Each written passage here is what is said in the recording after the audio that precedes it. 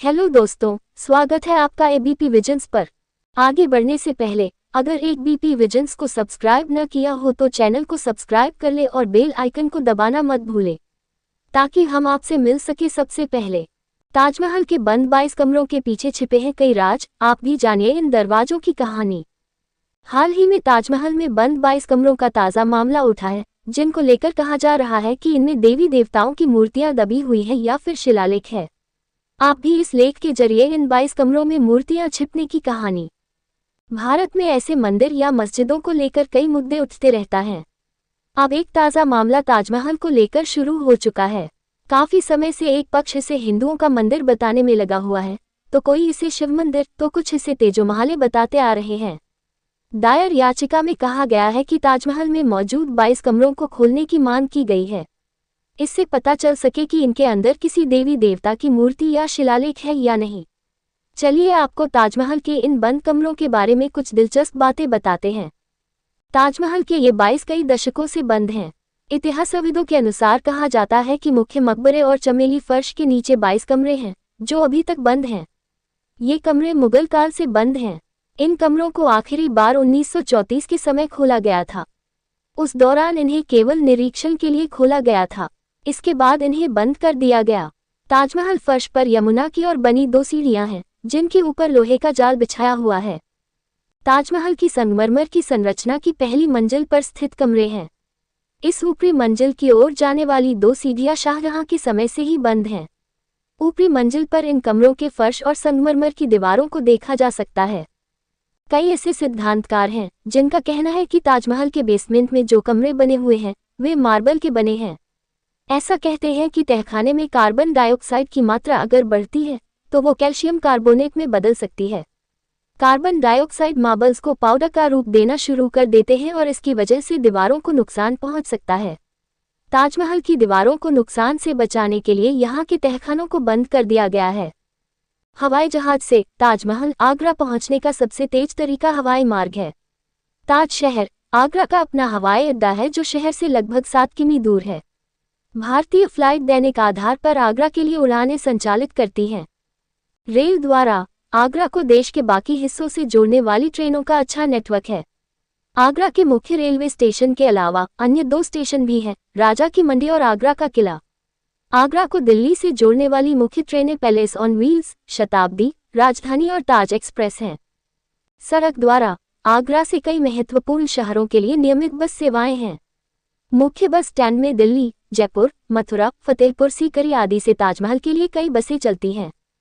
Allahabad high court की लखनऊ पीठ में एक याचिका दायर कर भारतीय पुरातत्व सर्वेक्षण को ताजमहल के 22 बंद कमरों की जांच करने का निर्देश देने की मांग की गई थी ताकि पता लगाया जा सके कि कहीं हिंदू देवताओं की मूर्तियां तो नहीं हैं। इसी याचिका के चलते विवाद हो चला था। इतिहासकारों के अनुसार वर्ष 1934 में इन 22 कमरों को खोले जाने की बात कही जाती है। कहा जा रहा है कि यदि ताजमहल के 22 कमरे अब खुलते हैं तो नए रहस्य जरूर सामने आएंगे। आओ जानते हैं इन 22 कमरों का रहस्य। इतिहासकार पुरुषोत्तम ओक ने अपनी किताब में लिखा है कि ताजमहल के हिंदू मंदिर होने के 700 से अधिक सबूत मौजूद हैं। ताजमहल को पहले तेजोमहल कहते थे। वर्तमान ताजमहल पर ऐसे 700 चिन्ह खोजे गए हैं जो इस बात को दर्शाते हैं कि इसका रिकंस्ट्रक्शन किया गया है। ये महल राजा मानसिंह का था। ताजमहल का निर्माण राजा परमर्दिदेव के शासनकाल में 1155 अश्विन शुक्ल पंचमी रविवार को हुआ था। ये 3 गुंबदों वाला महल था। ध्वंस और रिकंस्ट्रक्शन के बाद यह 1 गुंबद वाला ही रह गया है। शिव मंदिर में एक मंजिल के ऊपर एक और मंजिल में 2 शिवलिंग स्थापित करने का हिंदुओं में रिवाज था, जैसा कि उज्जैन के महाकालेश्वर मंदिर और सोमनाथ मंदिर में देखा जा सकता है। ताजमहल में एक कब्र तहखाने में और एक कब्र उसके ऊपर की मंजिल के कक्ष में है तथा दोनों ही कब्रों को मुमताज का बताया जाता है। ताजमहल एक 7 मंजिला भवन है। शहजादे औरंगजेब के शाहजहां को लिखे पत्र में भी इस बात का विवरण है। भवन की 4 मंजिलें संगमरमर पत्थरों से बनी है जिनमें चबूतरे के ऊपर विशाल वृत्तीय मुख्य कक्ष और तहखाने का कक्ष शामिल है। मध्य में 2 मंजिलें और हैं जिनमें 12 से 15 विशाल कक्ष हैं। संगमरमर की इन 4 मंजिलों के नीचे लाल पत्थरों से बनी 2 और मंजिलें हैं जो कि पिछवाड़े में नदी तक चली जाती हैं। 7वीं मंजिल अवश्य ही नदी तट से लगी भूमि के नीचे होनी चाहिए, क्योंकि सभी प्राचीन हिंदू भवनों में भूमिगत मंजिल हुआ करती है। दोस्तों, आगे बढ़ने से पहले अपने एबीपी विजन्स को सब्सक्राइब करके बेल आइकन को दबाना बिल्कुल भी मत भूलिएगा, ताकि हम मिल सके सबसे पहले। आपका हमें अपने परिवार से जोड़ने के लिए एबीपी विजन्स दिल से धन्यवाद करती है। नदी तट के भाग में संगमरमर की नींव के ठीक नीचे लाल पत्थरों वाले 22 कमरे हैं, जिनके झरोखों को शाहजहां ने चुनवा दिया है। इन कमरों को, जिन्हें कि शाहजहां ने अति गोपनीय बना दिया है, भारत के पुरातत्व विभाग द्वारा तालों में बंद रखा जाता है। सामान्य दर्शनार्थियों को इनके विषय में अंधेरे में रखा जाता रहा है। इन 22 कमरों की दीवारों तथा भीतरी छतों पर अभी भी प्राचीन हिंदू चित्रकारी अंकित हैं। इन कमरों से लगा हुआ लगभग 33 फुट लंबा गलियारा है। गलियारे के दोनों सिरों में एक एक दरवाजे बने हुए हैं। इन दोनों दरवाजों को इस प्रकार से आकर्षक रूप से ईंटों और गारे से चुनवा दिया गया है कि वे दीवार जैसे प्रतीत हों। स्पष्टत मूल रूप से शाहजहां द्वारा चुनवाए गए इन दरवाजों को कई बार खुलवाया और फिर से चुनवाया गया है। कहते हैं कि सन 1934 में दिल्ली के एक निवासी ने चुनवाए हुए दरवाजे के ऊपर पड़ी एक दरार से झांककर देखा था। उसके भीतर एक वृहद कक्ष और वहां के दृश्य को देखकर वह हक्का बक्का रह गया तथा भयभीत सा हो गया। वहां बीचों बीच भगवान शिव का चित्र था, जिसका सिर कटा हुआ था और उसके चारों ओर बहुत सारी मूर्तियों का जमावड़ा था। ऐसा भी हो सकता है कि वहां पर संस्कृत के शिलालेख भी हों।